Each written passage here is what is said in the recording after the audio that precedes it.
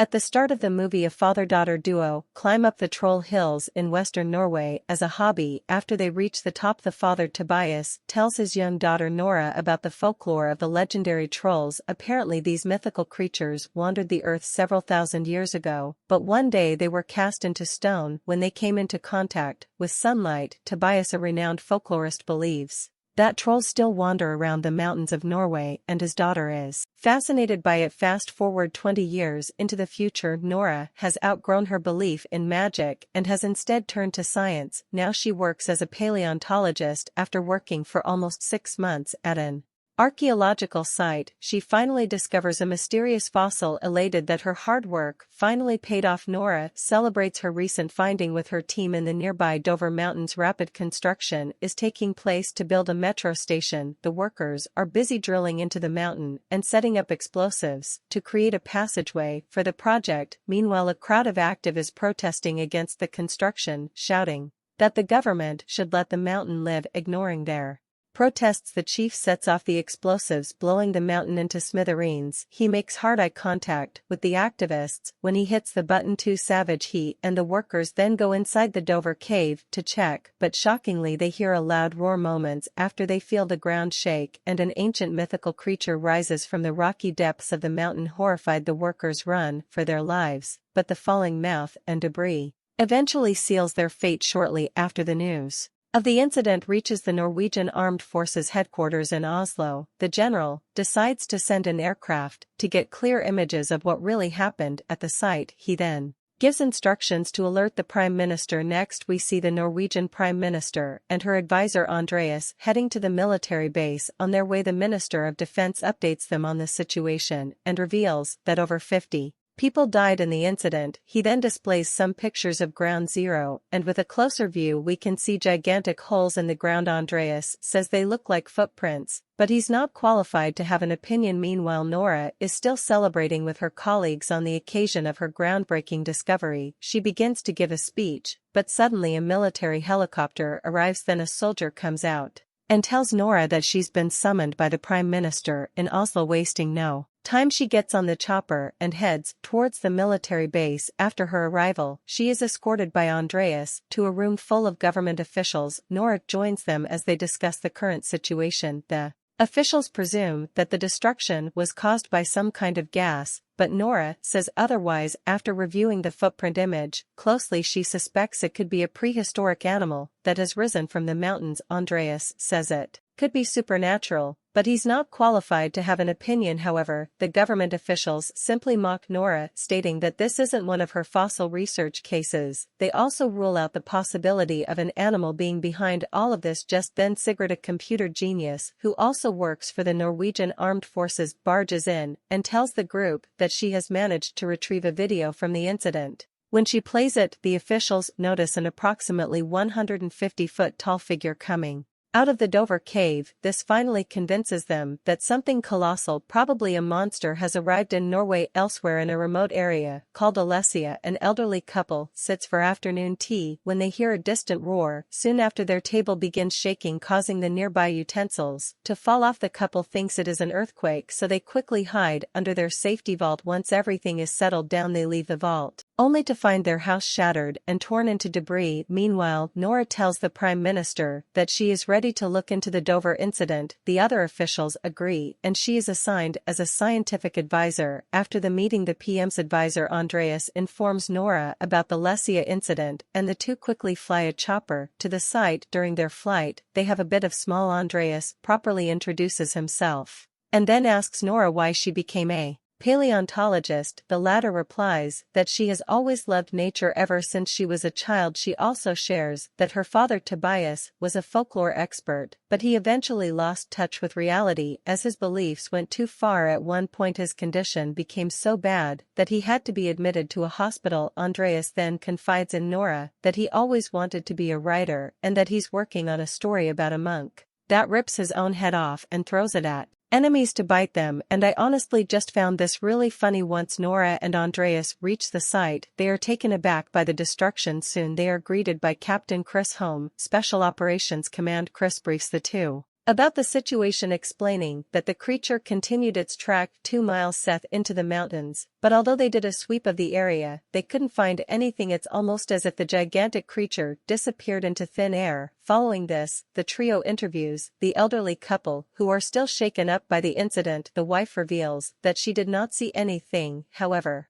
She did hear a strange howling sound. The sound was terrifying, much like that of King Kong. It was also mournful and sad. Unfortunately, the information is inconclusive. Sonora is left to inspect the surroundings by herself. Suddenly she smells a strange odor that leads her into one of the giant footprints. Nora then scans the area for any clues, but strangely, there are no biological signs in it. It's almost as if the creature is not a living organism at all now, with all evidence leading to a dead end. Nora decides to seek help from her estranged father, who is living in a remote mountain alone. Nora, Captain Chris, and Andreas fly to his place in a chopper. Their first encounter is a bit hostile, but Tobias eventually calms down and takes them inside his house. Surprisingly, even after all these years, he is still researching the mythical creatures known as trolls. After a while, the group shows him the video that Sigrid retrieved earlier. Tobias is taken aback by what he sees, and he starts murmuring they are here. Confused, Nora wants a scientist explanation, not just some folklore, to find a solution to whatever they are dealing with. Daddy, stop talking about trolls and tell me about this troll. However, Tobias stands with his theory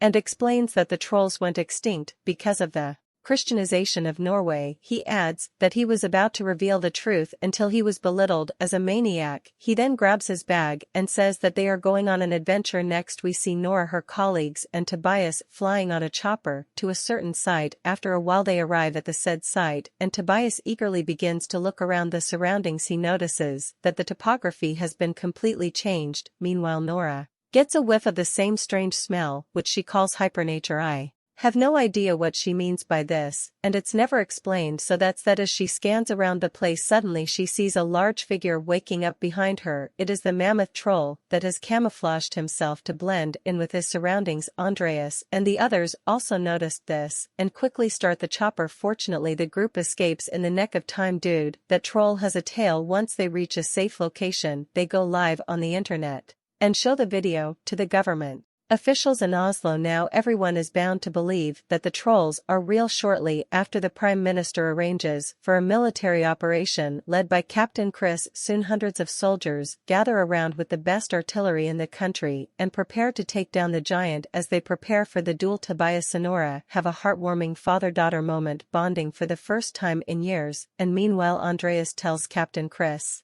that he knows all about army gear because he plays Call of Duty. Then the troll arrives, and the military goes buck wild. However, despite their best efforts, the troll doesn't seem to be affected at all. He appears to have regeneration powers, and can also smell the blood in his victims. After killing one of the soldiers, Tobias stands up and attempts to calm the creature down, arms outstretched. He seems to be successful initially. At the same time, another vehicle arrives and pummels the troll with several bullets, as it turns and squashes the people inside. Tobias is inadvertently thwacked with the troll's tail, sending him flying and crashing to the ground. He tries to say something to Nora, but sadly passes away before he can elaborate on his words. That night, a devastated Nora goes through her father's journal, trying to figure out how to stop the troll, or at least understand him better. After hours of reading, she learns that the trolls used to throw boulders at churches as they hated the sound of bells. Later, she shares the information with the officials, claiming that they have to think out of the box. The Minister of Defense doesn't want to move forward with such a far-fetched superstitious plan, but since they have no better option, the General and the Prime Minister give her the green light. In the next scene we see 4 military helicopters, each attached with a large church bell, moving towards the troll. The plan appears to work at first, and the troll becomes visibly weak, but after a while he gets used to it and destroys most of the choppers. With this, Nora's idea of attacking the monster with church bells fails spectacular, clearly causing even more massacre and destruction. However, the troll does save a small child from his imminent demise, showcasing once again that the beast appears to feel emotions. To make matters worse, at this point news outlets from around the world have picked up the story and are broadcasting it. In the aftermath, the Prime Minister gives a speech on TV to try and calm the nation. At first, she apologizes for her cabinet's incompetence and then declares a state of emergency. She also urges the residents of Oslo and other surrounding areas to immediately evacuate as for some reason the troll appears to be headed straight for the capital.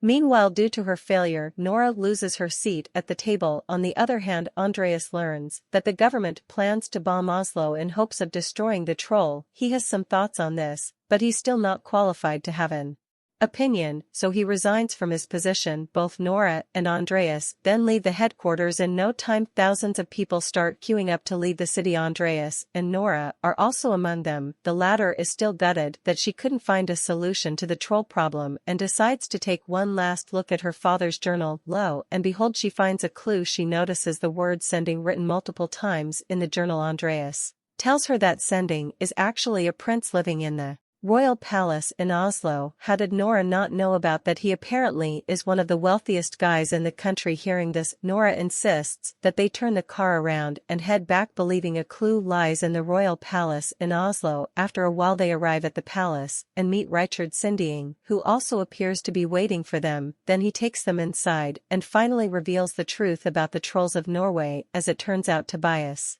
was right all along. These mythical creatures actually used to walk the country's lands. At the palace, Nora and Andreas are taken deep into the underground tunnels, where Sinding reveals that he and the other officials destroyed Tobias's life in order to protect their secrets. When Nora's dad got too close to the truth, Sinding himself arranged for the old man to be committed to a mental health hospital to protect the secret, and that secret happens to be the skeletal remains of a troll family underground. The royal palace was built on top of the troll king's cave after the Christians massacred his family and left him for dead inside the mountain. Here we get to know that the troll, which is wreaking havoc around the country, is actually the Troll King. This explains why the giant is heading towards Oslo in the first place. He's been trying to return home. Sending continues to explain that nothing is more important to trolls than family. And during the Christianization of Norway, the Troll King was lured to the Dover mountain and imprisoned. Of course, the earlier explosives let him out, and now he's heading back to Oslo to try and reunite with his children. It's actually quite sad. Nora and Andreas are shocked to learn the truth. They are even more terrified when they see the skeletal remains of the troll family. When Nora shines her UV light on the bones, she notices that they sizzle. This is when she realizes that the trolls are indeed sensitive to light and comes up with a plan. Bilbo Baggins